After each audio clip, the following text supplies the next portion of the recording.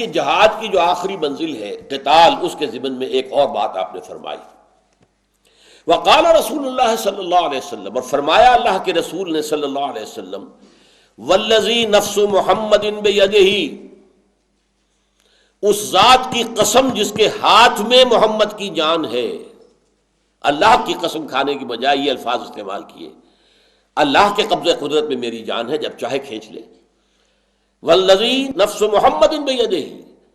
اس ہستی کی قسم کھا کر کہہ رہا ہوں جس کے ہاتھ میں محمد کی جان ہے صلی اللہ علیہ وسلم،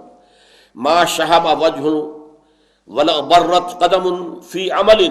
تبتغى فیہ درجات الجنت بعد الصلاۃ المفروضۃ کا جہاد فی سبیل اللہ۔ کسی بندے کے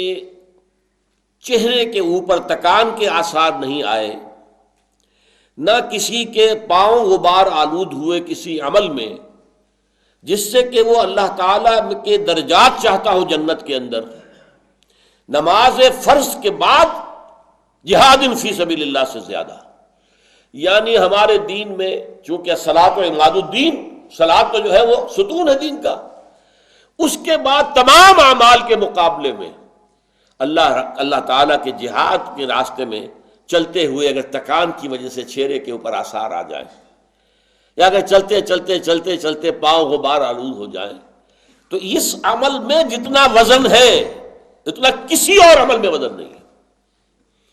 ساری رات قیام اللیل میں گزار دیجئے، وہ وزن نہیں ہوگا۔ ہر روز روزہ رکھیے، وہ وزن نہیں ہوگا۔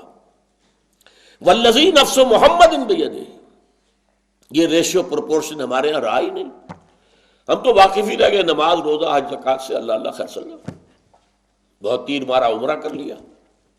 ایک نہیں، دو نہیں، تین نہیں، چار کرتے جا رہے ہیں۔ اس جہاد کے مرتبے کو واضح کرنے کے لیے ایک دوسری مثال دے رہے ہیں، وَلَا ثَقَّلَ مِيزَانَ عَبْدٍ، اور کسی بندے کے اعمال کی جو ترازو ہوگی اللہ کے ہاں، اسے نہیں زیادہ بوجھل کیا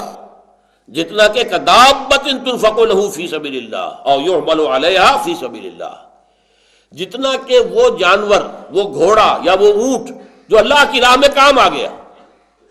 یا یہ کہ جس پر سوار ہو کر اس اللہ کے بندے نے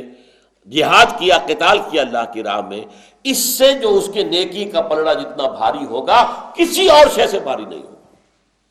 یعنی اپنی جان دے دینا تو بہت بڑی بات ہے۔ ظاہر بات ہے، آپ کو معلوم ہے جنگ کے اندر تیر آ رہے ہیں، تو کوئی تیر جو ہے سیدھا گھوڑے کی گردن میں جا لگا، ختم ہو جائے گا کہ نہیں؟ اونٹ کے نہر جس طرح کرتے ہیں وہیں گیا تیر جو ہے سیدھا، تو اونٹ بیچارہ کہ ختم ہو جائے گا۔ اور یہاں تنفقوں کا لفظ وہ آ گیا، انفاق کے معنی میں نے کہا تھا کہ انفاق مال بھی ہے اور بذل نفس بھی ہے، جان دے دینا بھی ہے۔ تو فرمایا وَلَا ثَقَّلَ مِيزَانَ عَبْدٍ، نہیں کیا زیادہ بھاری کسی بندے کے میزان کو، نیکی کے پلڑے کو، کدابۃ، جتنا کہ وہ جانور، وہ سواری، تنفق لہ فی سبیل اللہ، جو کہ اللہ کے راہ میں جہاد کرنے میں کام آ گئی، او یحمل علیہا فی سبیل اللہ، یا جس پر سوار ہو کر اس نے اللہ کی راہ میں قتال اور جہاد کیا۔